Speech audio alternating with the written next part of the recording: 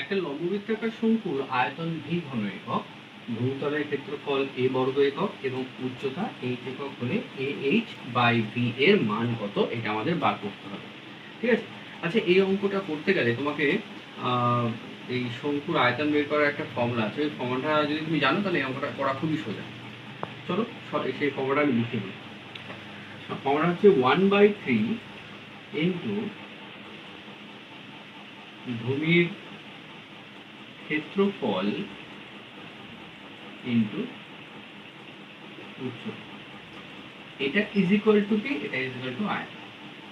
আমাদের এই ফর্মুলাটা যদি জানা থাকে এই অঙ্কটা করা খুবই সহজ। ওকে, পা দিলাম 1/3 যা আছে বসিয়ে দিলাম, কিন্তু দেখো ভূমির ক্ষেত্রফল লেখা আছে। দেখো এখানে দেয়া আছে যে ভূমিতলের ক্ষেত্রফল এ, তাহলে এখানে আমি এ লিখে দিই, ইন্টু উচ্চতা কত দেয়া আছে, উচ্চতা দেয়া আছে এইচ, আমি এখানে এইচ লিখে দিলাম। ওকে, ইজ ইকুয়াল টু আয়তন কি দেয়া আছে, আয়তন দেয়া আছে হচ্ছে ভি, তাহলে ইজ ইকুয়াল টু ভি লিখে দিলাম। ওকে, বুঝতে পেরেছো? আমি জাস্ট এই সূত্রটা লিখলাম এবং এই সূত্রে যা যা ডেটা দেয়া আছে সেগুলো লিখে দিয়েছি। আমাদের বার করতে হবে কি এ এইচ বাই ভি।